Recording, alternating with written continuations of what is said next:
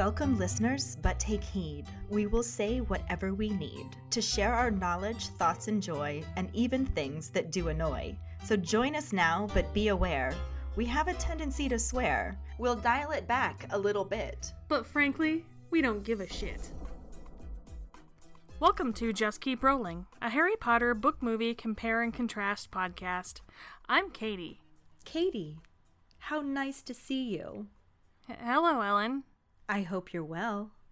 Why are you acting like you're the mayor? Don't let the podcast go to your head, girl. Okay, how about Kayde? Simply splendid to see you, old girl. Marvelous. Absolutely spiffing. Okay, that's enough now. I'm Ellen, the pink-haired host, and this is Kayde, the boring... The what? Brown-haired host. It's a podcast, okay? For all they know, I have the cool fucking hair. We just posted a video of ourselves on YouTube. The illusion is gone. Yeah. Video killed the radio star, that's for sure. I'm your lion-loving snake host, Kayde. And I'm the cat-loving lion host, Ellen. No, you're supposed to say that you're the snake-loving lion host. But I don't like snakes. They're scary. Unless they're behind thick-ass glass and can't get at me. Well, I don't like lions. I'm allergic to them. But I love you. Oh, you're the snake. Uh-huh. In that case, I'm the snake-loving lion host, Ellen. Thank you. I'm Ellen. And I'm fucking useless this week. And you're Kayde. Wait, what? I mean, you're not fucking useless. You're Kayde. Uh-huh. I'm the Slytherin co-host, Kayde, and the Gryffindor co-host is Ellen. What did you say? I said the Gryffindor co-host is Ellen. Uh-huh. I'm the Gryffindor co-host, Ellen, and the Slytherin co-host is Kayde. Wait, what? You heard me, Slytherin. Gryffindor. Love you. Love you back. I'm Extra Ellen. And I'm Crazy Kayde. And together we are Extra Crazy. But for now, let's just keep rolling right into our rolling rehash. Last week, we finished Harry Potter and the Prisoner of Azkaban. Freshly baked Dumbledore was too high to give his end-of-year speech. Hermione taught us that the first rule of Time Travel Club is there is no Time Travel Club. Lupin explained everything to Harry in the movie. Oh wait, he totally didn't. Ron broke federal mail tampering laws and blamed it on the twins. Seamus was all about the sloppy seconds, and a giant feather was secret code, meaning greetings from your friendly escaped convict dogfather. During episode 62, it was truly intense. Our Potter pondering was, we wanted to know your thoughts on who knew that Hermione had the time turner and why the Ministry didn't put it together for Sirius and Buckbeak's escape. Quincy says he believes the Ministry simply didn't really think a 13-year-old would be capable of pulling off such a feat. People always underestimate children. He always assumed Snape was more consumed with Lupin than Hermione, and even if he knew Hermione and Harry had something to do with it, he probably would have had a hard time proving it. Dave has 2 points. Number 1, the Ministry believes what it wants to believe. Folks like that don't think logically, they look for confirmation bias. Number 2, lots of things happen every day. They can't assume everything that happens is the result of someone with a time turner. Karlee said that all the teachers she had knew it. However, she thinks time travel, even for the most experienced wizard or witch, is confusing, and they wouldn't think that they could have done anything. Or they have the thought that Hermione isn't that bold to try something like that. It's very complicated to connect if you don't have all the pieces. She feels like that's just not where people's brains went. Which is fair. Mm-hmm. Julianna thinks the only people who knew Hermione had a time turner would be someone in that section of the Department of Mysteries, plus Hermione's teachers and Dumbledore. High-ranking Ministry officials like Fudge probably had no clue Hermione had a time turner, since the reasoning was school-related. She also imagines that the Ministry never really figured out that Buckbeak helped Sirius escape. Fudge thought they were 2 different events. Buckbeak escaped through the forest, and Sirius used dark magic to escape like he did from Azkaban. She thinks that Hermione's teachers, including Snape, knew that she had a time turner. They would have had to know how she was managing to get to all of her classes and doing all that homework, but agrees with Quincy that Snape was so upset over the loss of the Order of Merlin that he didn't even think about the time turner. He might have brought it up to Dumbledore later, and the omniscient Dumbles told him the truth. Jackson says that he doubts anyone else knew that Hermione had the time turner. She took every precaution to ensure nobody knew, not even her 2 best friends.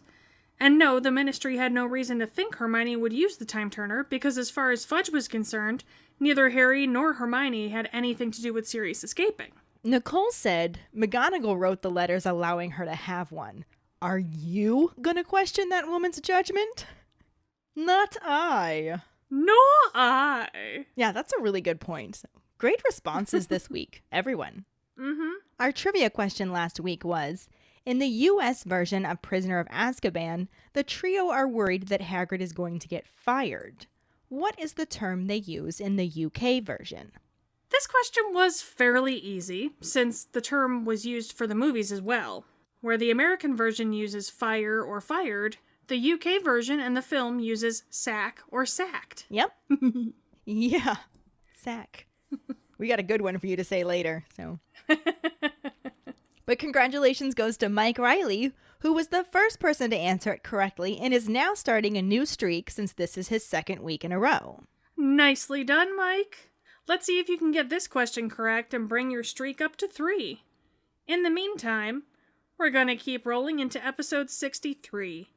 This one doesn't focus on a chapter, since we finished the 3rd book in the movie, but instead, like we did with Sorcerer's/Philosopher's Stone and Chamber of Secrets, we're going to highlight our favorite moments from the episodes covering the 3rd story and the differences between the American and British versions of the book. Chapter 1, Owl Post. The very first difference was flashlight versus torch. When Harry was reading his school books underneath his covers. In the American version, he used a flashlight. And in the UK version, he was using a torch. And in the movie version, he used illegal magic. Yes, that was definitely a 3rd difference. Yes. Our next difference was fight versus row. The battle that occurred between Harry and Bag of Assholes after Ron called and screamed into the phone was called a fight in the American version and a row in the UK version. After that phone call, Ron didn't try to call Harry again because he'd realized he'd gotten Harry in trouble in the American version and he'd got Harry in trouble in the British version. Which, honestly, either one works. It works, but gotten just feels right. I think that's more grammatically correct in the American English mind, but it feels more I wouldn't correct, have been weirded but out by it. Yeah, of course. And here are our favorite moments from the episode covering Chapter 1. He's pretty skinny, has the glasses and the scar, and Harry finally has hairy hair. Hairy hair. Very hairy hair. Playing with his what? Okay, yeah, that's totally dirty. Right? And the more he waves it, the brighter it gets. I mean, paging Dr. Freud, hello? I'm just saying. And in Chapter 2, Aunt Marge's Big Mistake, we only really had one difference, and that was, in the American version, the person on the television news station that made the announcement about the escaped convict Black was called a reporter. In the UK version, they were referred to as a newsreader. Again, I feel like we could have understood that had they left it the same. Right, I don't see the point in changing, but whatever. Neither here nor there, I guess. Is what it is. They really underestimate Americans, don't they? Yeah. And here are our favorite moments from the episode where we covered Chapter 2. Because he isn't allowed to do magic outside of school. Imagine that. Isn't allowed to do magic outside of school. What are you trying to say there, Ellen? That he isn't allowed to do magic outside of school. Harry loses complete control of his emotions here. But seriously, if Marge would have been talking shit about my parents, like calling my dad a drunk and all that, I'd have blown her ass up too. I love the way they did the blowing up Aunt Marge scene. It was so hilarious to see. Like, the music was just perfect, and the reactions as Aunt Marge just fucking Violet Beauregards all over the place. They were amazing. Marge is screaming, Ripper's growling, Vernon is wailing. Technically, Marge is kind of wailing too. Wailing. Yeah. You know, despite being a blimp, she's not having a very good year. We could call her the Michelin Ma'am.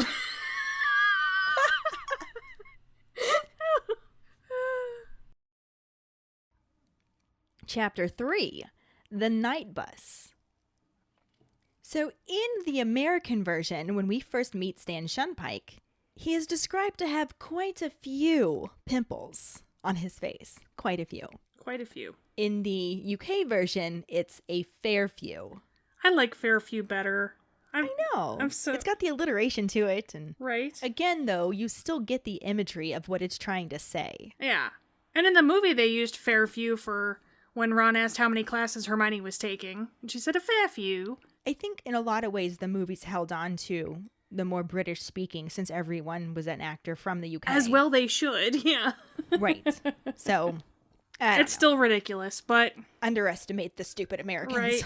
But it's still kind of fun to see the differences. Yeah, I'm not actually complaining. Yeah. It is definitely fun to find these different... And we get to build a whole bonus episode off of it, so... That's exciting. Among other things, like lampposts and trash cans that jumped out of the way of the night bus, the US version included mailboxes, when the UK version called them letterboxes. Same damn thing. Same damn thing. Could have figured that one out. Yep.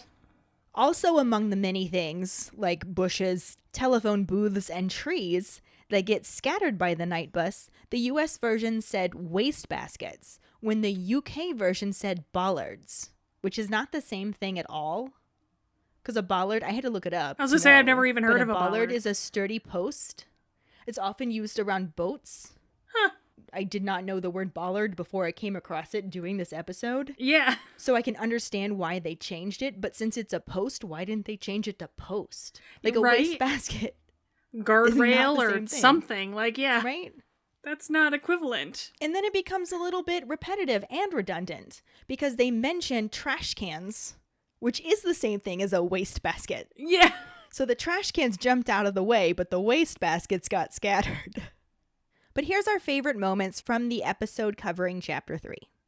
Honestly, not gonna lie, aside from the cystic acne, Stan Shunpike's hot. Hashtag one night Stan.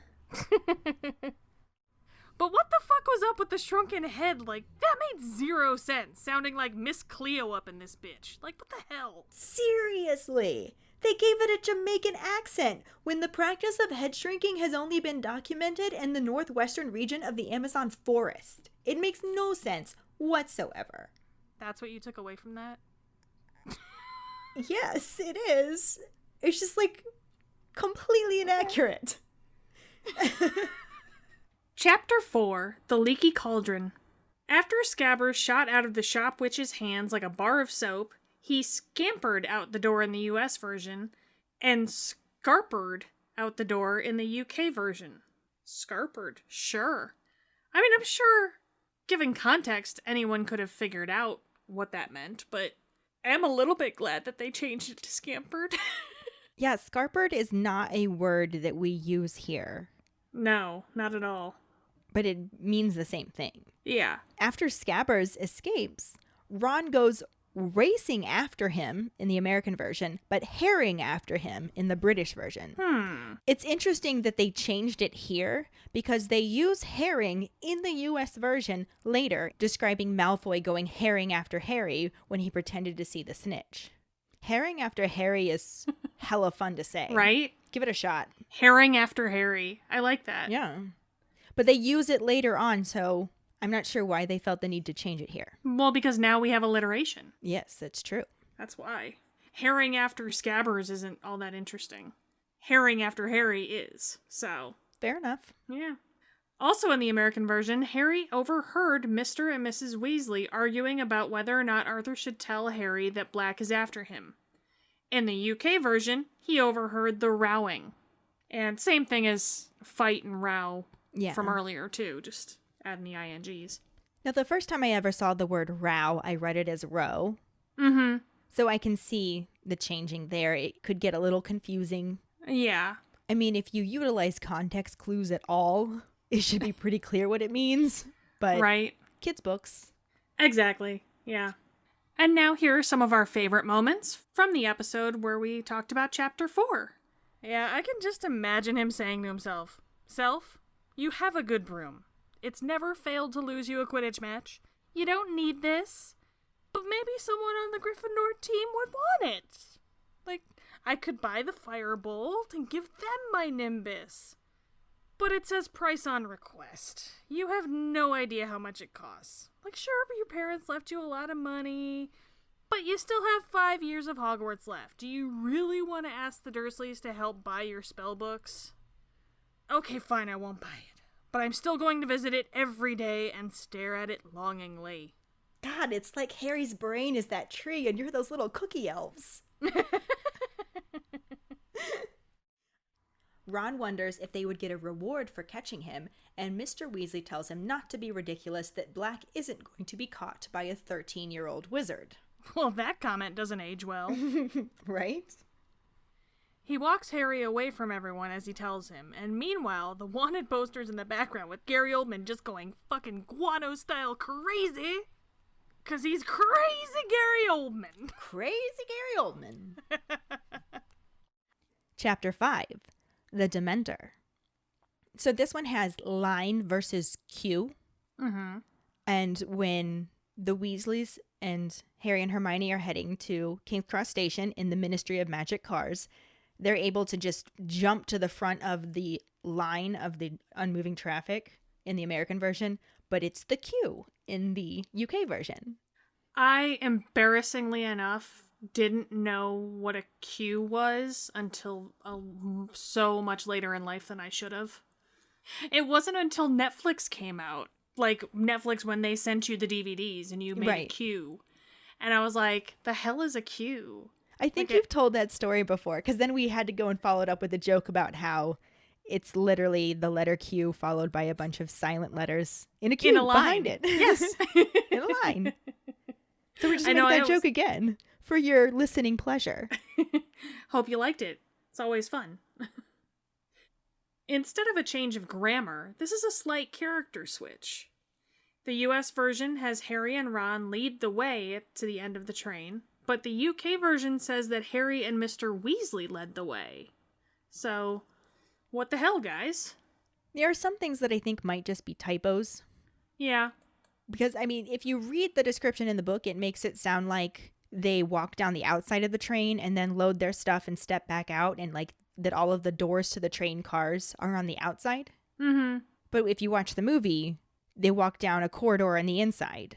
Yeah. So it wouldn't make any sense for Mr. Weasley to be the one walking down to the end of the train if they're inside the train. So maybe they decided to switch it. I checked in the UK version that I just got from the shops in Scotland, like a year ago now? Mm-hmm. And it definitely says Harry and Mr. Weasley. Yeah. So. Well, I mean, think about, it's not the first time they've switched characters. Yeah. There's a couple more in this, too. Yep. But once on the train, Hermione lets Crookshanks out of his little basket, and he immediately starts to go after Scabbers again. And Ron yells, "Get out of here," in the American version, and "Get out of it" in the UK version.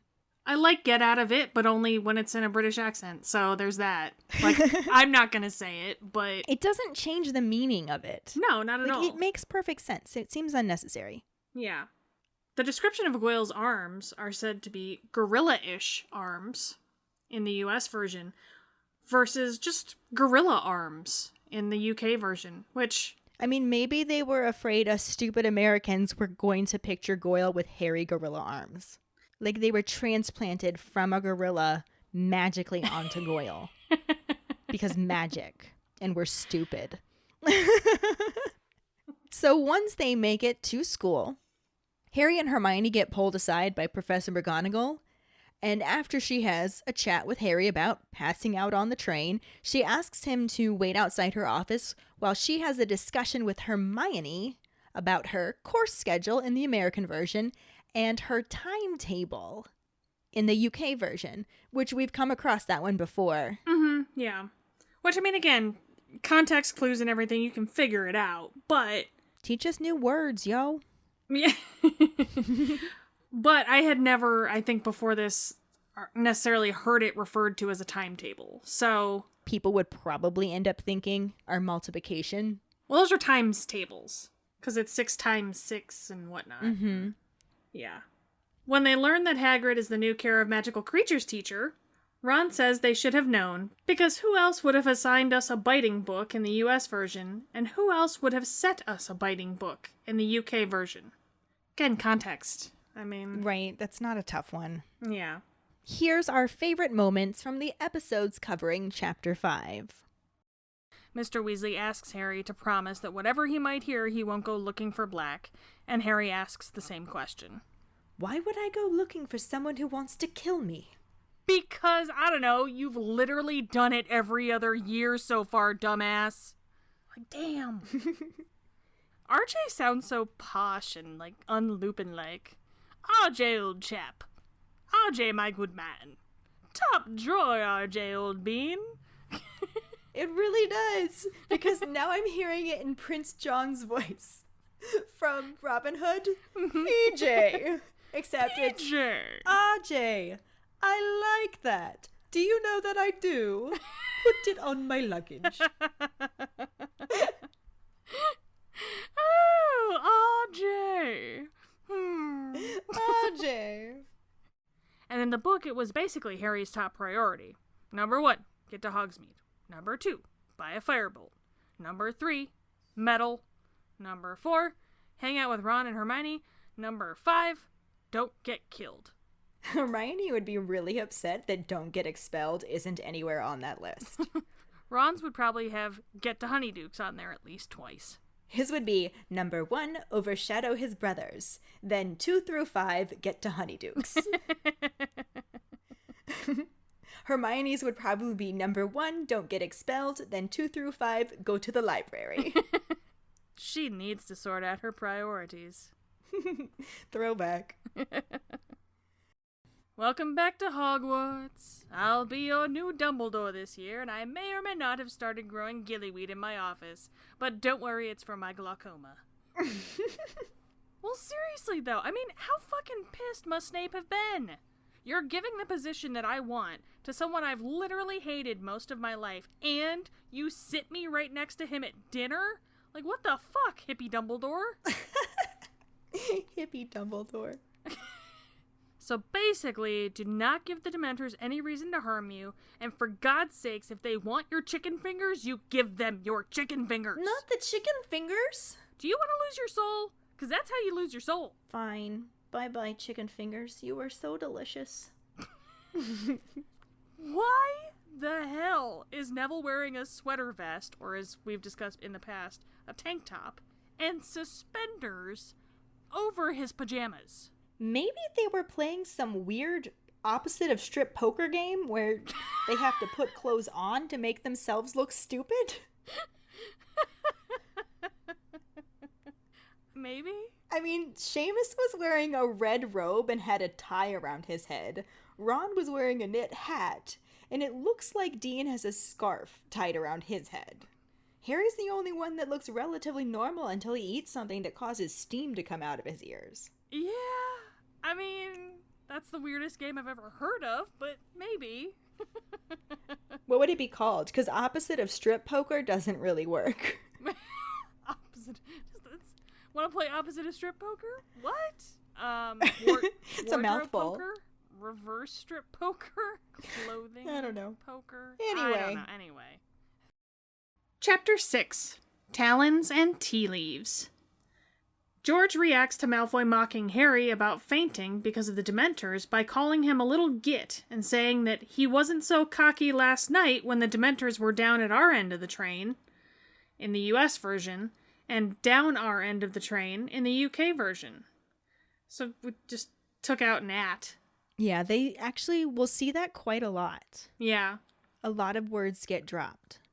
Those are the biggest differences I've noticed this time. I think there were a lot more vocabulary changes in the previous 2 books, but now they're like slipping in the British words a little bit more. They're like, we'll let this one get by. Yeah. But they're still like adjusting some of the phrasing. Mm-hmm. In divination class, when Harry looks into Ron's teacup, he sees a crooked sort of cross in the US version and they wonky sort of cross in the UK version.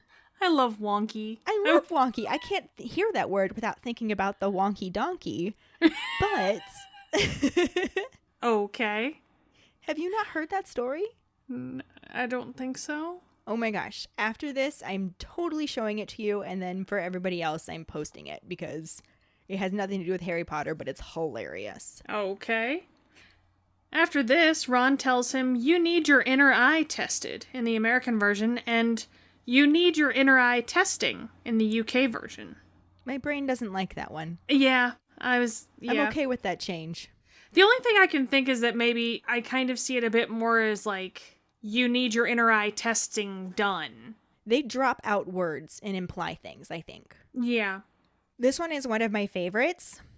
Hermione thinks the Grim isn't an omen, rather a cause of death because people die of fright. And Harry hasn't died because he's not stupid enough to see one and think, right, well, I'd better kick the bucket then. Except that's the American version. In the UK version, she says, I'd better pop my clogs then. And I got the stupidest grin on my face because pop my clogs is just so fun to say. Pop my clogs. I want to use that from now on. I'd better pop my clogs then. Better pop my clogs. We actually asked Max about that one, and he was like, yeah, it's a saying, but not one that kids say.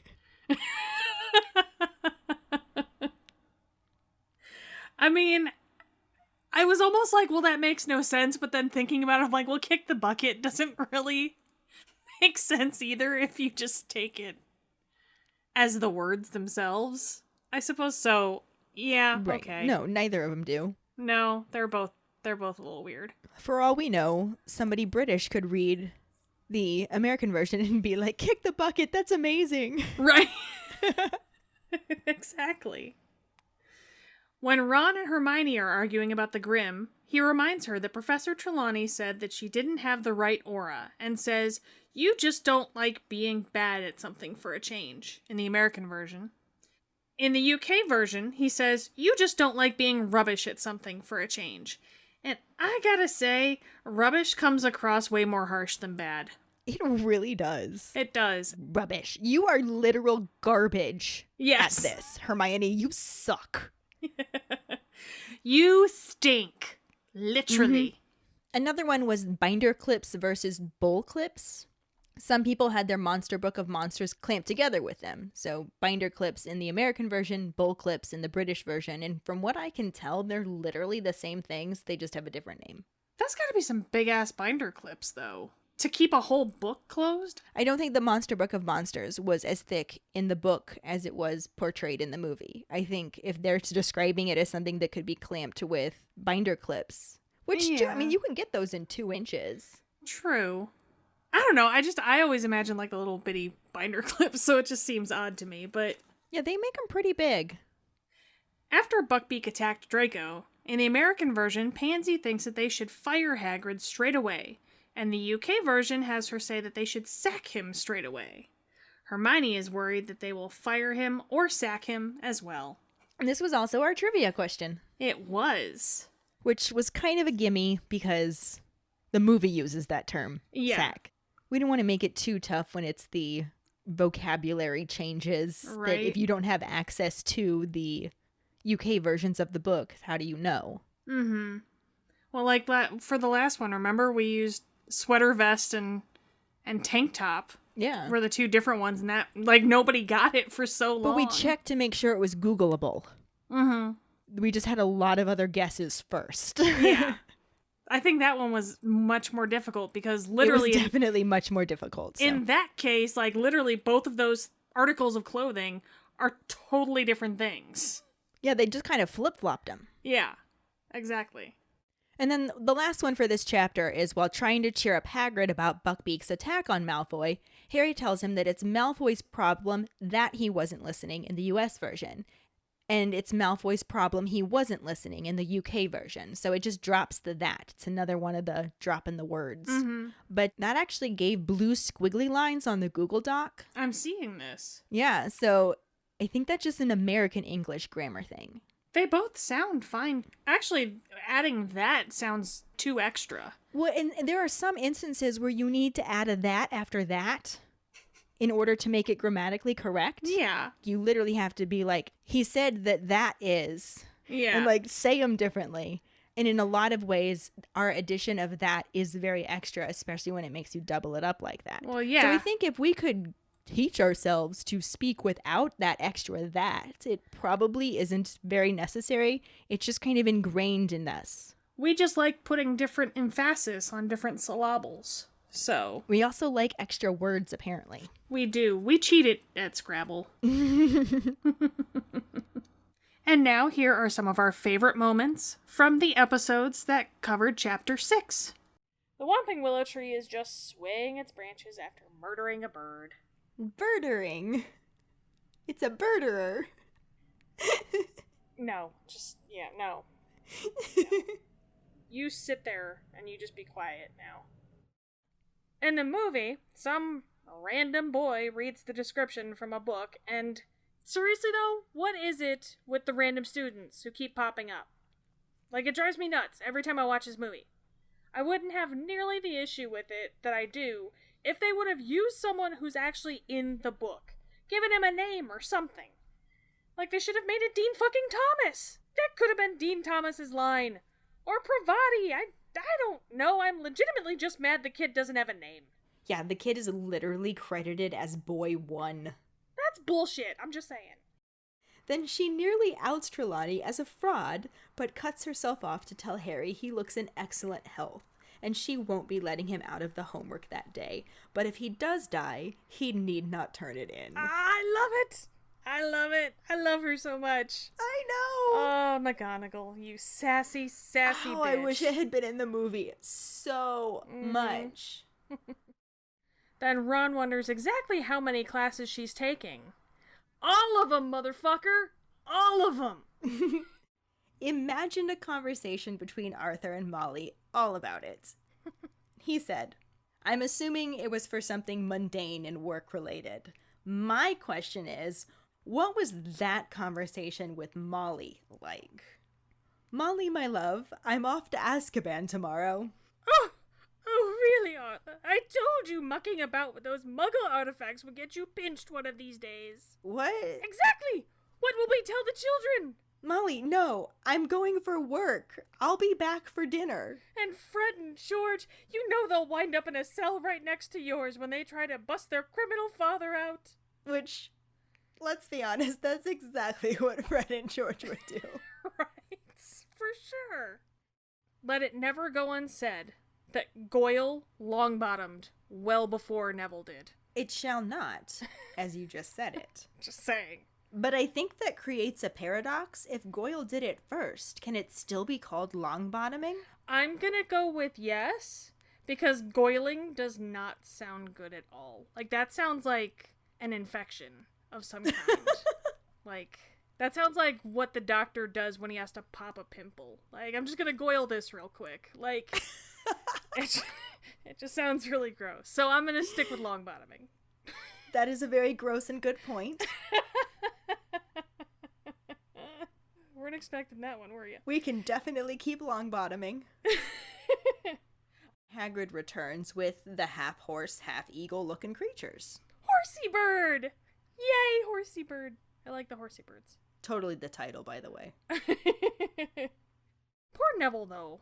Why is it always him? I feel like this time it isn't quite his fault. Forget the dog ate my homework. In Care of Magical Creatures class, your homework eats the dog. I love that.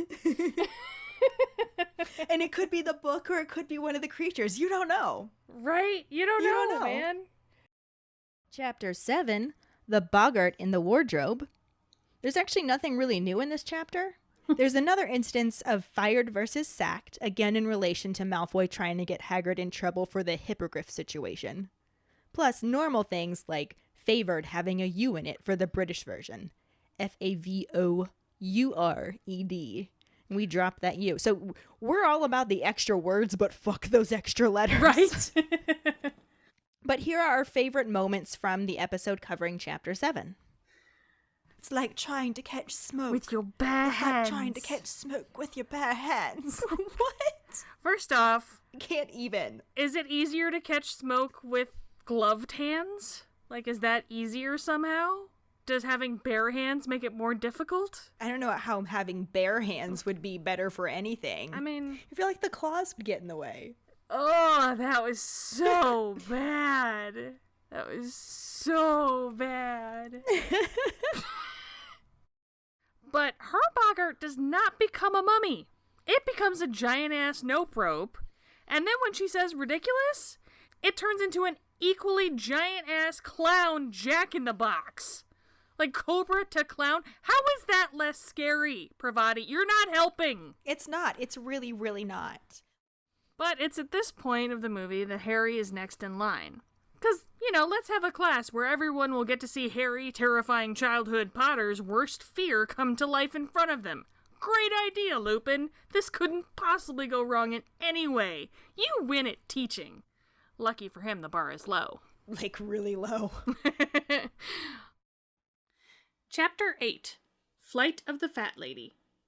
During a fanatical Oliver Wood speech that the movie deprived us of, he shares that Gryffindor hasn't won for 7 years now.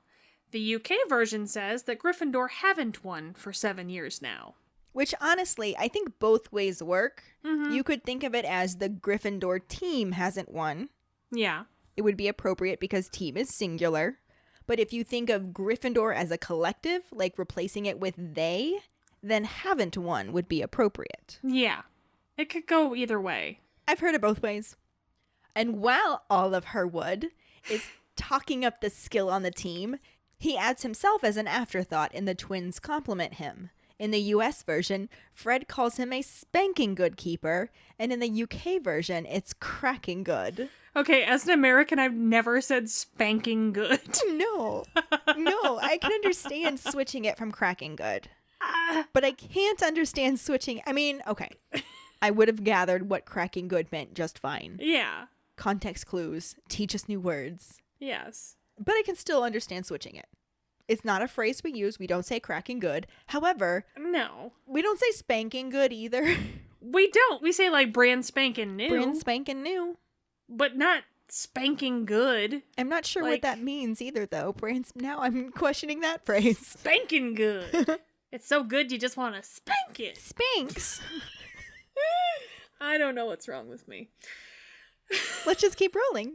Later on, when Harry asks Professor Lupin about preventing him from facing the boggart, Lupin tells Harry that he assumed the boggart would take on the shape of Lord Voldemort. In the American version, Harry just flat out denies thinking of Voldemort.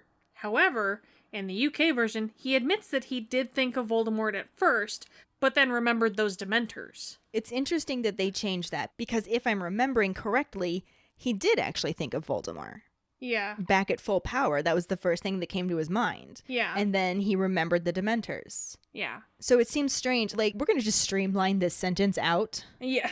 in the American version. Randomly. And in the movie, too, he said, I did think of Voldemort at first, but then I thought of that night on the train with the Dementor.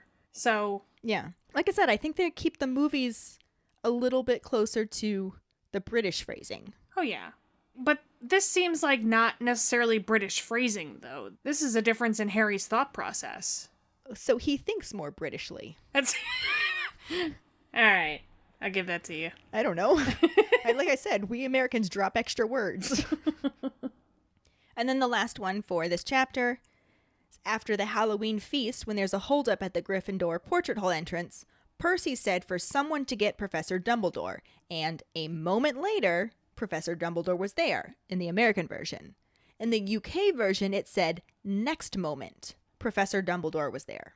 I mean, they both make sense to me, so... They both make perfect sense to me. Yeah. It's not a common phrase. We do say in a moment, or a moment later, more than we would say next moment. Yeah. But... I was thinking, like, next thing you know... Right? Next thing you know, Professor Dumbledore was there. Like... Bam! He appeared. Bam! Magic! And here are our favorite moments from our episode covering Chapter 8. Do you think the staff were secretly happy that Harry never got his form signed? Like, okay, so how are we going to keep Potter safe during a very loosely chaperoned field trip to a very public place? What's that? He didn't get his form signed. Oh, thank Merlin. I don't get paid nearly enough to babysit that moody little death magnet. Moody little death magnet. That's what he is. What do you think this is, book 5? Oh, just wait. So I don't buy it in the slightest that movie Lupin still thought the Boggart was going to turn into Voldemort. Right? It's kind of like he goes, you want to know why I stopped you from facing that Boggart? And Harry's just going, except for the part where you kind of didn't. Like, right? Except for that whole thing. But he tells Filch to round up the ghosts so they can search the other portraits for the fat lady, and Filch tells him there's no need and points her out. Dude must have killed it, I spy. Just saying. Right? Where's Waldo Master? Dumbledore is able to directly ask her who did this to her. And what the hell is the fat lady wearing on her damn head? Is that a whole grapevine wound around her hat? I mean, yeah, basically. Maybe she thought it would help her blend into her surroundings. I guess. But the fat lady very dramatically tells Dumbledore, eyes like the devil he's got, and a soul as black as his name. It's him, Headmaster, the one they all talk about. He's here, somewhere in the castle. Sirius Black! That was very nice. Thank you. I practice my fat lady talk. Chapter 9. Grim Defeat. Again, there's no real notable differences here, unless you want to count the fact that the American version spells Halloween as just one word, and the British version has an apostrophe between the double E's, because it's Hallows Eve, a Halloween. Mm-hmm. It combined 2 words to become Halloween, and for us it's just Halloween. I prefer that. It just makes it feel better. I don't know why. And here's our favorite moments from the episode covering Chapter 9. So Madam Hooch now has to oversee the training sessions. They all but eliminated Quidditch from this film, so there was really no need to include this detail. Though it would have been fun to see some more Madam Hooch. 'Cause, you know, Hooch is crazy. Hooch is crazy. Crazy Madam Hooch! No, still doesn't work. Just crazy Gary Oldman. That's so much better. It was worth a shot. Yeah, I guess. And it does that thing again where all the students are already in class, but their teacher isn't in the room. So Snape can just billow into the classroom like, alright, you little fuck, sit the fuck down and shut the fuck up. But I actually just want to think that Snape was secretly super stoked to sub for Lupin. Like, maybe he stayed up late trying to choose the right robes to wear. Like, well, I do like these obsidian black robes, but I'm not sure they're billowy enough. Maybe I'll just go with the midnight black ones. Ooh, or the ink black ones. They bring out my eyes. Decisions. I love it. I just owl-ordered a new set of ebony robes that are perfect for flouncing. I wish those had arrived already. I should have signed up for Amazon Prime. Amazon Prime? Is that what I... Really? Yeah, it's that delivery service that was started by Jeff Bezos. His love note that shows a drawing of stick figure Draco throwing a ball at Harry's head right before he gets struck by lightning. And in that sense, it's really the only way it could remotely be considered a good burn. Point Ellen. Chapter 10. The Marauder's Map. When the twins give Harry the Marauder's Map because they decided his need was greater than theirs, George says, anyway, we know it by heart, in the US version. In the UK version, George says, anyway, we know it off by heart. So here's an instance where we weren't the ones with the extra word. Yeah, right? I've never heard it phrased that way before. We know it off by heart. Prior to reading Harry Potter and then, like, fan fiction and more British literature, I hadn't either. But now it doesn't faze me necessarily. Mm-hmm. But yeah. Yeah. And now here are some of our favorite moments from our episode covering Chapter 10. It just goes right into Harry asking Lupin why the Dementors affect him so much. He does ask that in the book, too. I'll tell you why. 'Cause you're fucked up, kid. That's why. Yup. The movie has Harry, aka Captain Obvious, say, it's a map of Hogwarts. No, Harry, it's a map of the fucking Cheesecake Factory, you ninny. There's also a random-ass chimney sweep walking past. Like, when the fuck did this become a Dickens novel? No idea. Chapter 11, The Firebolt. During the Christmas dinner, Dumbledore gets really excited about crackers and offers the end of a large silver noisemaker to Snape in the US version, and simply a large silver one in the UK version, which kind of makes sense to me. Yeah.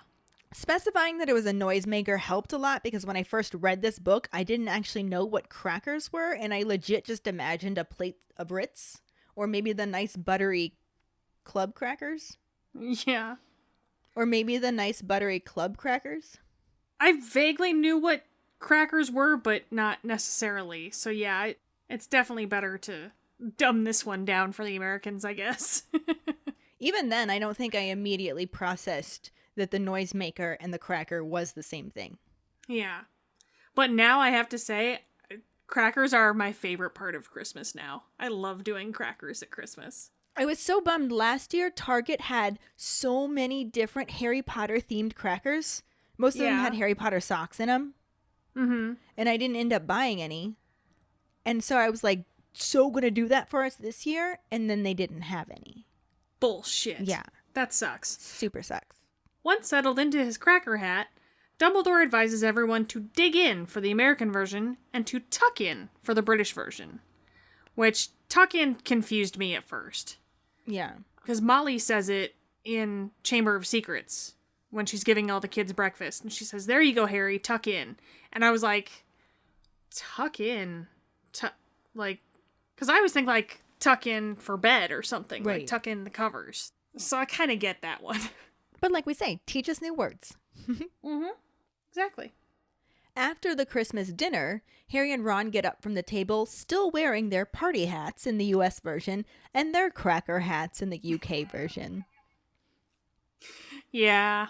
I would have been very confused by cracker hats. I'm totally imagining like a hat made of club crackers at this point, which... I'm just trying to imagine what the whitest hat would look like. What would a white person hat look like? Oh. Is it a cowboy hat? Is that a cracker hat? I'm like, where are you going with this white person hat? Yeah, probably. Probably a cowboy hat.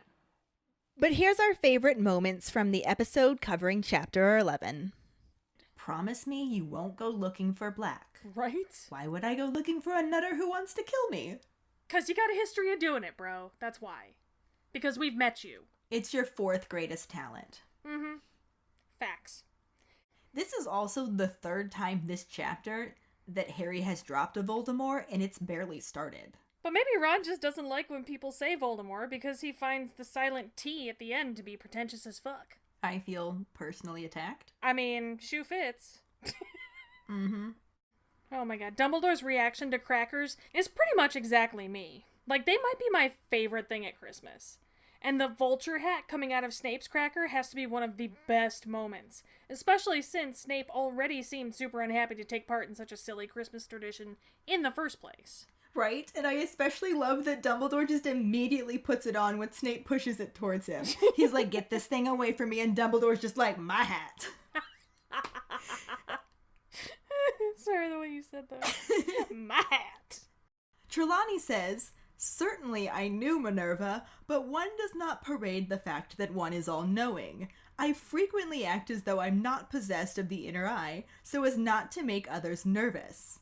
And McGonagall simply says, that explains a great deal. Oof. Trelawney might want to get some ice for her inner black eye after that one. Damn. Youch. Chapter 12. The Patronus. After Hermione got Harry's firebolt confiscated, Harry is able to acknowledge that she meant well, but that's not enough to stop him from being angry with her in the American version. In the UK version, it drops the from and just says that didn't stop him being angry with her. I mean, they both make sense. Yeah. I can understand it both ways, so I don't really have an issue there. Now here are some of our favorite moments from the episode covering Chapter 12. It's definitely shorter than our episodes have been lately, but we still managed to get a solid 43 minutes out of it. Well, we are really good at talking. Yay bullshitting! Yay, indeed. And then the scene cuts to Lupin and Harry for the lesson. I don't think it's the history of magic classroom, like the book says. I guess it's just the defense against the dark arts room? But like, what the fuck is with all the rando spine candles? Is Lupin moonlighting? Pun intended. As a chiropractor or something? The moonlighting chiropractor. It's clearly got to be his day job. It can't be his night job. Obviously. The lamps flicker and the Dementor steps from the box and moves silently towards Harry, drawing a deep, rattling breath. Because Dementors can't fucking fly. Except in the movie, because the Dementors can fucking fly. And the Dementor glides up and hovers in the air, looming towards Harry, because it's fucking flying. Did I mention it's flying? Because it's flying. It's fucking flying. Is the Dementor flying? Dementor's fucking flying. That's not okay. It's just not. He also asks Harry what memory he was thinking of, and this is when Harry tells him that it was the first time he rode a broom. Lupin says that's not nearly good enough. Well, sorry my childhood wasn't happy enough for you, Lupin. In case you hadn't heard, my parents were ganked when I was an infant, and I was raised by people who put the vile in revilement. Forgive me if pickings are slim in the Happy Memory Orchard. Happy Memory Orchard. Harry flat out refuses to buy anything that Malfoy thinks is good, and instead of ordering a new broom, he just continually asks McGonagall if he can have the firebolt back. Well, I mean, he has a perfectly good broom once she's done checking it for jinxes. Why would he want to buy another one? I don't know. I kind of understand. I know. I totally do too. But it just makes me think of like the. Are you done yet? Yeah. Are you done yet? Are you done yet? Are you done yet? Yes, exactly. I love it. By the 12th time, she finally tells him to stop badgering her. She will let him know when they are done yet. But Harry finishes his butterbeer and heads back to his common room, running into Professor McGonagall along the way. She has been looking for him to finally return the firebolt because she's done now. She done now? She done now. She done now. I just want the image of her poking Harry with the firebolt going, I'm done now. I'm done now. I'm done now. Chapter 13. Gryffindor versus Ravenclaw. So after Harry finally gets the firebolt back, and the Gryffindors go to practice, which is spelled with a C in the American version and an S in the British version. It looks so weird with an S. It does, doesn't it? So strange. I bet you they think it looks weird with a C. Probably. But Madame Hooch holds them up, admiring the broom herself. Well, Hooch is crazy. Hooch is crazy. But Oliver Wood has to ask if it's okay if Harry gets it back. In the American version, he says, we need to practice. In the UK version, he says, only we need to practice. So I asked Max about the added on only, and he said it's just a colloquialism. They use it at the start of explanations, but it doesn't have any purpose. He gave the example of, can I leave the table? Only I haven't had a wee since breakfast. I mean, it's confusing to us since we think of only as meaning solely or exclusively. Or at the very least, or the final outcome. Yeah. It actually has quite a few meanings, and none of them are words that we would put at the beginning. Yeah. Like, it sounds like an excuse. I was just thinking that. It sounds like I wouldn't need to do this. Only I didn't sleep at all last night. Yes. Exactly. I started working on the episode stuff, only I had a headache. Yeah. Oh, I love you so much for giving me this one, Ellen. It should also show you how much I love you. You know what? It really does, actually. There is no better sign of your love for me than... Because this is our favorite one. I was going to say this is my favorite one, but let's be honest, this is our favorite one. When Oliver Wood asks Harry if he's sorted out his Dementor problem, Fred confidently tells him that the Dementors won't turn up again. Dumbledore goes ballistic. That's not my favorite part. That's just the American version. The UK version says that Dumbledore do his nut. And this is hilarious to us because we're 13 years old. It is. I don't care how old I ever get. That will be funny to me until the day I die. I am his sorry. nut. We actually did ask Max about this one as well. Thank God for Max, Right? I gotta tell you. And he said that it is a saying, but again, it's not one that kids really use. Yeah, but I mean, this is said by Fred, so... I don't think that the phrasing of do his nut is actually in any way, shape, or form inappropriate. I think that's our brains, our 13-year-old American boy brains, that find that to be something to giggle at. I'm sorry. I don't think it has the same meaning. I'm sure if you grew up with the phrase, it's got to be totally different. So I understand, yeah. But we didn't grow up with the phrase. We didn't. Do his nut, like... I'm just trying to say I don't think that phrasing means the same. I don't think it has the same connotation that it does to us. Well... I think it's like an old person saying. I think that's what Max was trying to say. It's like an old-fashioned saying, like kick the bucket. Okay. Pop my clogs. It's not... Pop my clogs. It's not kid slang, is what I was trying to get at. I'm gonna do my nut and pop my clogs. Or do my nut till I pop my clogs. In other words, you would go ballistic until you kicked the bucket. Yes! See? Exactly. Here's our favorite moments from the episode covering Chapter 13. Yeah, despite his nerves, he can't help but notice just how pretty she is. He sees her and goes, "Cho-ching!" Oh my god. Wow. Ron takes that moment to loudly make a comment about Scabbers just being eaten, and Hermione bursts into tears and heads up to her dorm. Yeah, that version of Hermione is nowhere near the movie. Right? She's all cheek and no bleak. Do you like that? I like it, but I don't want to. Does that make sense? It's probably going to be the title. She's all cheek and no bleak. Also, what the fuck, Sir Cadogan? Like, I'm pretty sure, password or not, you should have known better than to let crazy Gary Oldman into the Gryffindor common room. Seriously. And yes, I spelled that like Sirius Black. Are you kidding me right now? Nope. Chapter 14. Snape's Grudge. When Ron woke up and saw Sirius Black standing over his bed, he yelled and Black scampered, or scarpered in the UK version. In the US version, he later asks Harry, why did he run? And the UK version, again, uses scarper. Which, scarper is a very weird word. Yeah. The more I hear it, the more I'm just like, Scarper. Yeah, Scarper. Scarper. It's just starting to sound like a noise to me now. Scarper.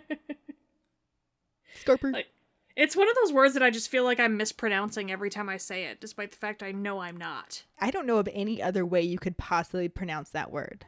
Because you know it's not Scarper. Scarper. It's not Scarper. Scarper. Scarper. Scoop. Scrapper. No, I got nothing. Moving on. In the US version, when Snape is making comparisons between Harry and Harry's father, James, Harry's response is, my dad didn't strut, and neither do I. In the UK version, it has him say, and nor do I. Which is also how he says it in the movie. My dad didn't strut, and nor do I. Which I love. I'm sorry. He says struttily. He said struttily. But I so prefer nor over neither. I don't know why. Just makes me happier, I guess. It sounds more posh. It does. And here are some of our favorite moments from the episode covering Chapter 14. I love that in the first story, a troll gets in and everyone panics and has to go back to their common rooms for safety. But in this story, it's perfectly safe to hire trolls to hang out right around all the kids. Well, I mean, obviously, the troll from the first year was a wild troll, and these are, like, professional trolls. Domesticated trolls. Yes, they're domestic trolls. They've been trained properly. Sure, let's go with that. Yeah. Hagrid is wearing the very hairy brown suit and that terrible tie that was described in the book. Hagrid's tie looks like it was made out of felt. Right? Seriously. It's pretty awful. Is Hagrid's suit what Bigfoot cuts off after No Shave November, maybe? Yes. That's totally where Hagrid got his suit. woven from Bigfoot hair. That's what it looks like. And Hermione definitely didn't help Hagrid with the defense in the movie, or he would have come up with better than, he's a good hippogriff, always cleans his feathers. Yeah. That's exactly why they shouldn't kill him. Keeps his feathers clean. Right? My understanding is that Jeffrey Dahmer bathed as well, so, you know. At this point in both the book and the movie, Snape tells Harry that he's extraordinarily like his father. In the book, he calls them both arrogant, and in both, he specifically uses the term strut. My dad didn't strut, and nor do I, Harry responds struttily. He tells Harry to open it and points his wand at it, saying, "Reveal your secrets." Writing begins to appear on the map, and Snape demands that he read it out to him. Harry reads, Messrs. Mooney, Wormtail, Padfoot, and Prongs offer their compliments to Professor Snape, and request that he keep his abnormally large nose out of other people's business. Dude, Snape got owned by a spare bit of parchment. Chapter 15, The Quidditch Final. After Hermione slaps Malfoy, she tells Harry that he'd better beat him in the Quidditch Final because she can't stand it if Slytherin wins, in the American version, or Slytherin win in the UK version. This one again goes with whether or not you consider Slytherin to be singular or plural. Yeah. For some reason, this one feels more proper, I guess. But because she can't stand it if Slytherin win. Yeah, I like the S better. Yeah, but we're American, so that kind of makes sense. Yeah. When the Gryffindor team enters the Great Hall before the Quidditch Final, they are greeted with enormous applause. The US version says that both the Ravenclaw and Hufflepuff table were applauding them too, and the UK version says that they were clapping them too. Which, I mean, it's the same thing, but we don't really call applauding clapping. We do, we can say clap your hands, but whenever we say clapping, it involves actively, that's the verb. Yeah. If you are clapping, you have two things that you're clapping together, like your hands or two erasers. Yeah. We don't really say that you clap at people. You clap for people. Yeah. Exactly. So the phrasing is just strange for us. Yeah. I mean, it's obviously, again, context clues. We would have, had they said they were clapping for them too, it wouldn't have sounded strange at all. Yeah. That would have made perfect sense, actually. Yeah. But to just say clapping them is it's weird to us. It feels very odd. But yeah, that's us. In the actual match, after Marcus Flint smashed into Angelina Johnson, Fred retaliated by throwing his beaters club at the back of Flint's head. The American version says, a moment later, Fred Weasley chucked his beaters club, and the UK version says, next moment, Fred Weasley had chucked his beaters club.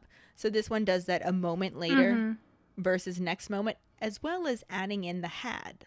It was just Fred Weasley chucked versus Fred Weasley had chucked. Yeah. Which, I mean... You do you, boo. Right? That's... Okay. There's nothing else to say about that, if I'm being honest. I could have read that sentence and understood it perfectly. Yeah. And then crazy Madam Hooch... Nah, still doesn't work that way. Which is weird, because Hooch is crazy. Hooch is crazy. Anyway, she awards a penalty shot to Gryffindor and Slytherin in the American version, and drops 2 for the UK version, just saying penalty shot Gryffindor and penalty shot Slytherin. Again, just dropping those extra words. Yep. During the match, Harry pretended to see the snitch to lead Malfoy away from the actual snitch. This is also where they use the word Harring in both, despite having switched it out earlier. But there is also a change here. When Harry is nearly hit by a bludger with a whoosh, the US version says, then again, whoosh. And the UK version says, next moment, whoosh. So I don't know, I feel like maybe the American version just really needed to drive in the fact that this is the second whoosh. Yeah. You really needed to know that this was another whoosh. They're really against next moment. They are, apparently. But speaking of moments, here's our favorite moments from the episode covering Chapter 15. Homegirl is essentially living 2 days for every 1 day everyone else is living. I would have cracked after day 1 and just started using the time turner to take naps. A time turner would be so useful to get all this podcast stuff done. Or take naps. But this is why I'm the Hermione of the two of us. And Because I'm the Ron. I tend to overfill my plate too. Yeah. They haven't won the Quidditch Cup since Charlie Weasley had been Seeker. And Harry desperately wants to win, partially because of how much he just wants to broomstick it to Malfoy. If there had been a Dementor around, as the sobbing wood passed Harry the cup, as he lifted it into the air, Harry felt he could have produced the world's best Patronus. All the feels. It's so many feels. So great. Oh my gosh. Chapter 16. Professor Trelawney's Prediction. When Harry and Ron see Hermione's exam schedule, in the US version, Harry wonders if there is any point asking how she's going to sit for 2 exams at once. The UK version, it drops the 4 and just says, sit 2 exams at once. I prefer the 4, if I'm being honest. Yeah. Sit for 2 exams. I mean, honestly, either one is fine. My brain isn't confused.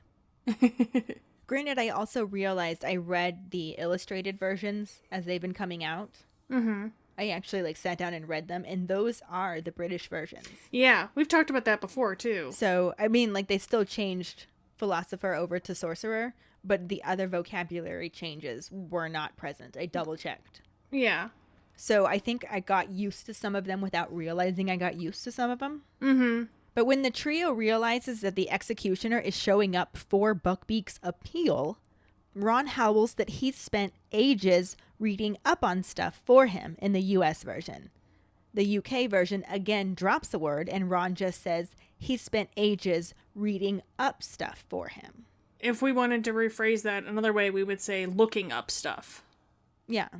The flobberworm-based exam that Hagrid set up for his students is described in the American version as the easiest exam any of them had ever taken. In the UK version, it was the easiest exam they had ever sat. Which, again, seems odd. I mean, I guess you sit to take an exam, typically, so... Yeah, I got nothing.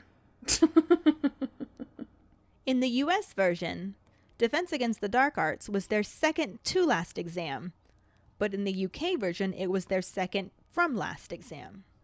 So that just depends on which direction you're counting from. Are you going to the end or coming from the end? Yeah. I just like saying penultimate. The trio run into Fudge after their Defense Against the Dark Arts exam. He greets Harry, and Ron and Hermione hover awkwardly in the background, as they are not on speaking terms with the Minister of Magic in the American version, or the Minister for Magic in the UK version. I feel like I remember it both ways, but Minister for Magic sounds more British to me. I have no idea. And now here are some of our favorite moments from the episode covering Chapter 16. All anyone wanted to do was stroll the grounds and sit in the grass drinking iced pumpkin juice. I never realized that Hogwarts students were such basic witches. Even they enjoy their iced pumpkin drinks and fuzzy scarves. They really are. I love the spiral staircase, but I can't imagine climbing all those stairs on a nearly daily basis. Oh dear God. I'd have to keep a spare set of robes at the top to change into, because I would be a sweaty-ass mess by the time I got there. Honestly, that's probably the real reason why Trelawney never joins them for meals. Fuck those stairs. I'll just blame my inner eye. Yeah, fuck those stairs indeed. Chapter 17. Cat, Rat, and Dog. Harry accused Lupin of being Sirius Black's friend, and the American version simplified his response from "I haven't been Sirius's friend for 12 years, but I am now," which was the UK version, to simply "I haven't been Sirius's friend, but I am now." So I prefer throwing in the 12 years. Yeah. Too many extra words. Right? And here's our favorite moments from the episode covering Chapter 17. Could be. My little Flobberworm was Cody Wody. He could have just been completely worried that opening the door was going to give it a chill. So he tucked it in first. Maybe. We don't know. We don't know. That's why we asked. Well, he is crazy Gary Oldman after all. It's probably not in his best interest to all of a sudden switch it up and be mild-mannered Gary Oldman. Sane Gary Oldman. No, it doesn't work as well without 2 syllables. Mm-hmm. Stable Gary Oldman. Still not as good as Crazy Gary Oldman. Never will be. Nope. Like, oh, well, I just wanted to kill Harry, but if I have to go and kill his 2 sidekicks as well, I mean, that just sounds like an awful lot of energy. I think I'm good, so never mind. Peace, Hogwarts. Crazy Gary Oldman out. Yeah, this just became too much work. Mm-hmm. 3 people. That's too much for me. That's too many. I'm done. I'm just gonna go back to Azkaban. Yeah. Harry starts to ask what's going on, but Lupin lowers his wand, pulls Black to his feet, and embraces him like a brother. Yeah, brothers that totally want to bang each other. Chapter 18. Moony, Wormtail, Padfoot, and Prongs. There actually weren't any notable differences in this chapter, so we're just going to move on to our favorite moments from the episode covering Chapter 18. At least I have my voice and can talk. Oh yeah? Well, my voice is sexy, so there. You did bring back the sexy voice. I'm bringing sexy back. Yeah. Needs to be one of your squeaky ads. Them other muggles don't know how to act. Yeah. Yeah.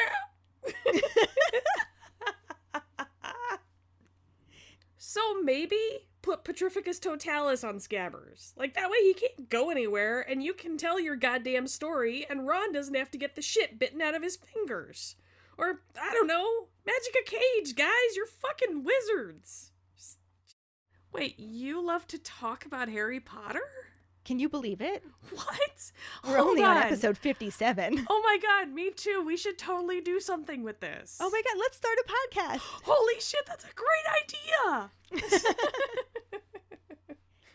He was probably spending the majority of the time tuning out the story as he glared at Pettigrew, aka Scabbers, aka Wormtail, and then just tuned in from time to time to see if Lupin was finished yet. Are you done yet? Are you done yet? Are you done yet? Are you done yet? Wait, Snape? Like, he was just there in his head, like, oh, I'm gonna get him. I just need the perfect in. I just need the perfect in. Nope, that's not it. Oh, there it is. Reveal. Chapter 19. The Servant of Lord Voldemort. When Harry, Ron, and Hermione attack Snape in the Shrieking Shack, Lupin thanks Harry. The American version has it saying, "I'm still not saying I believe you," he told Lupin. "Then it's time we offered you some proof," Lupin said. "You, boy, give me Peter, please, now." The UK version says, "I'm still not saying I believe you," Harry retorted. "Then it's time we offered you some proof," said Black. "You, boy, give me Peter, now." So this was a person switch, but I'm inclined to think it was an error in the US version because I can't see why Lupin would have called Ron boy. I gotta agree with you there. Yeah, especially because Lupin was Ron's teacher, so... For the entire year, like he'd know his fucking name. Right? You boy! You boy, give me your rat! It's very odd, so I have to agree with you, that is... But it is also interesting that... It's like they decided they wanted Lupin to say it, so they switched it, but they didn't think to change the boy. But they're like, but we're going to add a please, because he wasn't born in a barn. It's Lupin. He's polite. He's polite. Please, boy, please. He'll call you boy, but he'll say please. Yeah, I don't know. It's very odd. Interesting. Strange. Odd. But here's our favorite moments from the episode covering Chapter 19.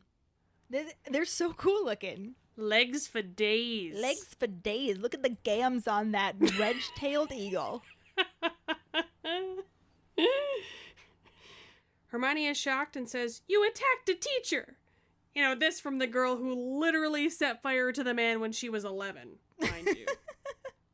She did. She totally did. Hypocrite, Hermione. You attacked a teacher. And Harry's over there like, fucking A right, I attacked a teacher. Like, let's be honest, I've been wanting to do that shit for 3 years. He did. He totally did. Right? We thought he was our friend. No, he's dead. So we didn't think he was our friend? Obviously not. Dead people can't be friends. Ever. And it is silly, since the rat runs across a piano and plays a few notes as Larry and Moe attempt to hit him with a spell. The only thing that would have made it sillier is if Scabbers had played chopsticks while jumping across the piano keys. Also, why is there a piano? I have no idea. It just seems so random. It is very random. But, I mean, how else are you going to get a rat to play a few notes? It's true. I mean, come on. Is there maybe a comedic rule that says, like, piano equals slapstick? Yeah, but it's usually dropping on someone's head. That is very true. It would have been great if, like, one of them would have gone over the piano and been like, da-da-da-da, da-da-da-da. Like, just The randomly. entertainer. Yeah, Da-da-da-da-da-da-da-da. Exactly. Yeah-da-da-da-da-da-da. That's the one. Slapstick. I just got a mental image of, like, the Azkaban break room and, like, like regular wizards, like, walking past Dementors. Hey, Bernie, how you doing today? Like, The Dementor just goes, yeah. Well, sounds like somebody's got a case of the Mondays. I'm sorry, this day just really sucks. Chapter 20. The Dementor's Kiss. After Sirius invites Harry to live with him, he seems to think that Harry wouldn't want to leave the Dursleys. And in the American version, Harry responds saying, "Are you insane? Of course I want to leave the Dursleys." In the UK version, he says, "Are you mad?" I love mad Right? I do too. to mean crazy. Mm-hmm. But if you ask somebody if they're mad here in America, they're going to be like, no. Yeah, but context is everything. But yeah, I agree. Like, it's not necessarily something we would say to someone here. It would definitely be more, "Are you crazy?" Are you nuts? Yeah. Are you off your rocker? I would. And here are some of our favorite moments from the episode covering Chapter 20. Never mind the fact that every other time anything goes near it, it goes full on murder tree. It goes on a murdering tree. Like a murdering spree. Uh-huh. The book had Crookshank's exit first and hit the knot to freeze the tree so that it would be safe for everyone else to exit. And I prefer that because it was really inconsistent that the movie took this tree that they had clearly established as a tree whose bite is actually worse than its bark by having it rip anything that comes near it limb from limb. Then it decides it's going to branch out in a completely different direction and turn it into a normal tree.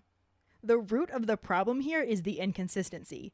There's no explanation as to why the tree all of a sudden leaves them alone. It would be nice if they had given us an explanation because, truly, I'm stumped. You serious? Are you done? No, I am not. It's a real mystery. Oh my god. Can we please just keep rolling? Fine. Ugh, Only since I can tell Jesus. you're pining for me to stop. You are so lucky we're not recording in person today. Oh my gosh. I always took it as him being serious. No, Well, he he's wasn't not serious, serious, he's he's Ron. wrong. But they couldn't even give him a reaction aside from a surprised look when they were outside and Wormtail was trying to remind him of the good old days, as though he wasn't really a dude in a super convincing rat costume the whole damn time. You know goddamn well if he were in dog form, his tail would be wagging like crazy. Because he's such a good boy. Who's a good boy? Who's a good boy? Sirius is. Badfoot's a good boy. Emerges from the Whomping Willow and somehow doesn't notice the werewolf at all. Well, of course not. Snape is totally in tunnel vision mode. Harry attacked him. He must retaliate. Sorry. Tunnel vision. That's what I thought the joke was. Nope, that one was an accident. I pun so much I can't even help it. Chapter 21. Hermione's Secret. Again, no real differences in this chapter either, unless you want to count another instance of a U in the word behavior, when the US version is like, fuck you. You see what I did there? Oh, I saw that. There's something, I still prefer the U. I don't know why. It might be pretentious of me, but... It's totally pretentious of you. It is. I do color with a U, too. I can't, every time I see it with a U, I read it as color. I do, too, but I still prefer it. Color. But here's our favorite moments from the episodes covering Chapter 21. It's just hard to take it from him because he's such a dick. Giggity?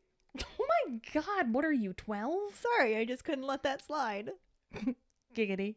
Oh my god, what are you, 12? Okay, so we're both 12. But together we're 24. I'm not sure that's how that works. Because together we're actually 74, and I immediately regret saying that. Yeah, why would you do that? That's bad maths, that is. Let's just keep rolling, please. Okay. Please, keep rolling. Yeah. Not a lick of that happened in the movie. No Fudge, no Snape, no Madame Pomfrey, no Caps Lock Harry, no chocolate choking. Sounds boring. Entirely. Side note, I am entirely Ron when he's trying to explain who Scabbers is. Yes, you really are. Mm-hmm. God, we are Ron and Hermione trying to do a podcast, aren't we? Yeah, Data Drax. I mean, that seems like it would be the first fucking thing that you would say. Not, oh, my pet rat did it. No, my pet rat is a fucking dude. That's what you lead off with. He's a man! A man! But yeah, time travel. And then it's basically this. Okay, we're back in time. Where do we go? Wait, what? Look, it's light out like it was earlier because we went back in time. Wait, what? Hey, look, there we are, like we were earlier when I laid the smackdown on Malfoy, because time travel. LOL. What? Dude, Harry, we do not have time for you to be a dumbass.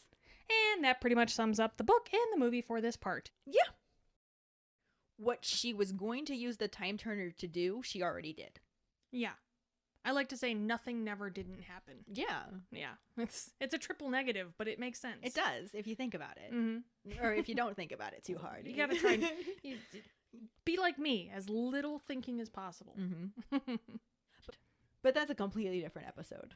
That's a horsey bird of another color. A horsey bird of another color. I think I just got the episode title. Good times. We need to remember that phrase. Well, that's a horsey bird of another color. It's been recorded, so it has. There we go. That doesn't guarantee anything. Yeah, true. But really, Harry, maybe you want to remember that Immobulus spell for the next time you piss off that tree with your existence. Seems like a good way to avoid being tree-capitated. Don't. Don't start that again. Fine, I'll just keep rolling. Was he just living as a stag all that time in the Forbidden Forest? Like, what was he doing? Think that one through. I do believe we call those deadbeat dads. Nope, just a dead dad. Fuck, that was terrible. You set it up. I had to hit it. No, I loved it. I just badmintoned the shit out of it. Go, you go fuck yourself right now. Chapter 22. Owl Post Again. In Sirius's letter to Harry, he says that he sent him the firebolt. In the US version, he wrote, Crookshanks took the order to the Owl office for me. I used your name, but told them to take the gold from my own Gringotts vault. In the UK version, he wrote, Crookshanks took the order to the Owl office for me. I used your name, but told them to take the gold from Gringotts vault number 711. My own. So it just specified his vault number. Which always makes me wonder how he was able to access his funds. Right? I thought that too. Would a letter from him, like in his handwriting, saying access the vault, like, is that sufficient enough? Because I don't know that the goblins would care. Right, I feel like the goblins aren't going to give a shit. Like, I don't feel like the goblins get involved in that. Yeah, I don't think they're going to be like, we don't care about wizard politics. We're not going to, like, freeze his account or anything. We're going to make this a random bonus Potter Pondering. Yeah. What are your thoughts on how Sirius Black was able to access his funds? We'll get there. We'll see what everyone else thinks, too. Yep. Agreed. But included in this letter from Sirius was also a written permission slip for Harry to attend Hogsmeade on the weekends. In the American version, it made him feel as warm and contented as though he'd swallowed a bottle of hot butterbeer in one gulp. In the UK version, as though he swallowed a bottle of hot butterbeer in one go. Both make sense to me. I mean... They totally both make sense. Although one gulp makes me imagine the way my husband drinks beer. And one go just makes me imagine... chugging? The nonstop chugging. Yeah, I can see that. And Len can literally just swallow a 12-ounce. Like, he just pours it down his throat, and I don't understand it. I know. I've seen him do it, and it's... I mean... I don't want to call your husband creepy, but it's It's a little creepy. It's a little creepy, but you know what? It's more impressive than it is creepy, so I'll give him that. It definitely balances out. Yeah. It's a very good party trick, I have to say. It is 100% a very good party trick. Also, the letter gave him permission to visit Hogsmeade on weekends in the American version and at weekends in the UK version, which gets another blue squiggly line from Google Docs. So there's that. Oh, if you think of it at the week's end. Yeah. At week's end. At week's end. Weekends. I got nothing. I But legitimately it still gets a got squiggly line from Google Docs. Yeah. And lastly, when Harry is freaking the shit out of Uncle Bag of Assholes about having a convicted murderer for a dog father, he mentions that he likes to keep in touch. In the American version, it says, check if I'm happy, and the UK version just says, check I'm happy. I mean, both of them work for me. Yeah. What ifs? Change it, don't change it. Yeah. And finally, here are some of our favorite moments from the episode covering Chapter 22. I mean, who wants their incompetencies on display like that? Not I. Not I. Nor I. Nor I. And Dumbledore says that it's an easy mistake to make since he does look extraordinarily like James. Except for the eyes, he has his mother's eyes. He should really give those back. Neville runs up to Harry asking him where he got it, and he is closely followed by Seamus, who wants to know, can I have a go, Harry? After you, of course. Because, you know, Seamus likes sloppy seconds. Woo! Oh, I'm sad that we're done with Azkaban. I can't believe it. This is the end of Prisoner of Azkaban. I know, this is insane. Like, officially. This is insane. I'm honestly, I'm extremely sad about it. Partially because I just don't want to deal with Goblet of Fire. Oh, we're gonna have fun. We're gonna have fun talking about it. I know, but I fear I'm not going to be as nice as I have been in the past. Which is your prerogative. I'll rein you in. I guess. Thank God you're the one who edits this stuff. And writes it. Well, that too, yes. That definitely helps. You control the mute button. Your snark is super helpful, but I can still edit that.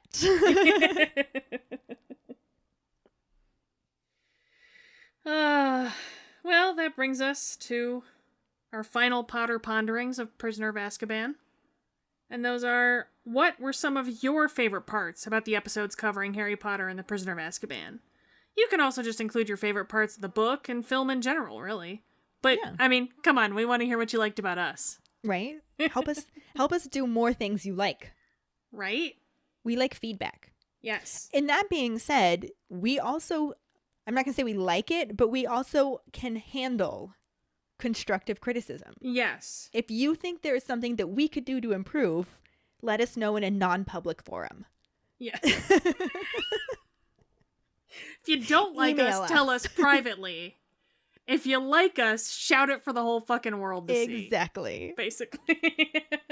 And then, as we mentioned too, we want your thoughts on how Sirius Black was able to access his funds in his vault when he was a convict. Find the post on our Facebook page and share your thoughts. We really look forward to reading them. Mm-hmm. This will bring us to our Sorting Hat story, which is from Andrew Smith. He writes, "Hi, ladies. My name is Andrew Smith. I live near Melbourne in Australia. I'm a Hufflepuff with some Ravenclaw tendencies. My Ilvermorny house is Horned Serpent, which I think matches up with Ravenclaw, so that checks out. My Patronus is a Chow Dog. My first try, I got a rat. I was not happy. Second try, I got a Russian blue cat. As cool as they seem, I'm not a cat person. My wand is spruce wood, unicorn hair core, 9 3/4 inches. How magical is that? And slightly yielding flexibility. My story of getting into Potter is boring compared to a lot of people. I didn't resist it and then get convinced to read/watch it. It didn't mark a turning point in my life. It didn't save my life, though I do have depression, and it has helped me to unwind and escape reality. I had never heard of Harry Potter until my aunt who lived in Hong Kong sent me the first 2 books for my birthday in 1999. I devoured them, and when they came over to visit that Christmas, she gave me the 3rd book. From the first time I looked at the Philosopher's Stone cover, I was in love. Unfortunately, I never went to a midnight release of any of the books or movies, as there was nowhere near me doing them. Thank you for your fun podcast. I look forward to cringing while I hear my words read aloud. Well, I don't think you should cringe, Andrew, because I still think that's a fantastic story, even if you don't have what you would consider to be as exciting as other people's stories. I love it. I think it's great. That's an awesome story. And we are not biased at all. No. Even though you are one of our Order of Merlin first class patrons, which I just realized we never actually thanked you for joining us. I was kind of holding off a little bit because I knew you weren't caught up. But now that I know you're caught up, we really do want to give a sincere shout out and thank you to Andrew Smith, who is our latest Order of Merlin. Technically, he's not our latest. He is our second to most recent Order of Merlin first class patron.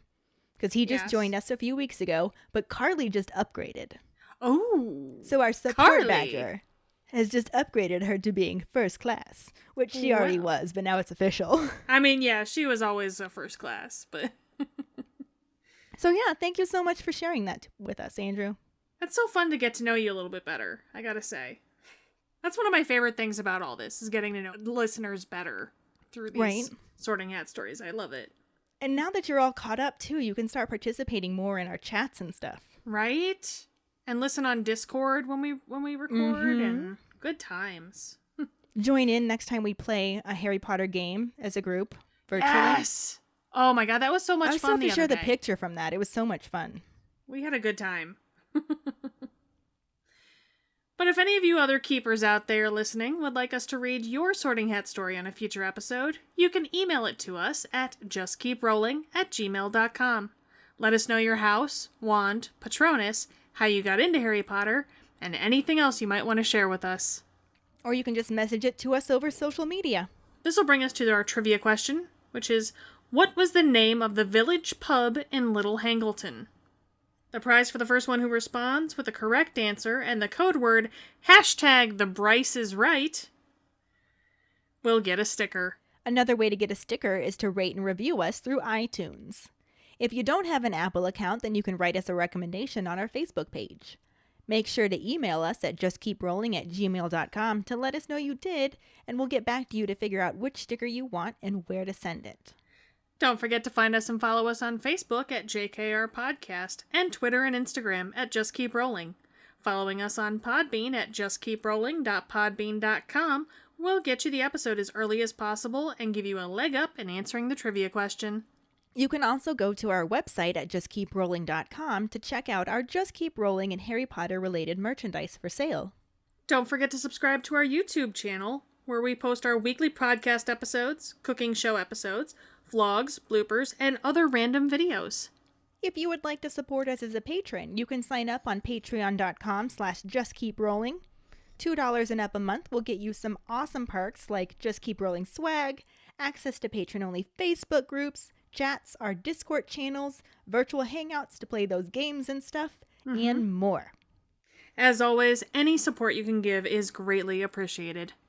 And join us next week when we start Harry Potter and the Goblet of Fire with Chapter 1, The Riddle House, and the corresponding film scenes. Thanks for listening. We hope you hear us again. I'm Kayde. I'm Ellen. Until the next time, just keep rolling.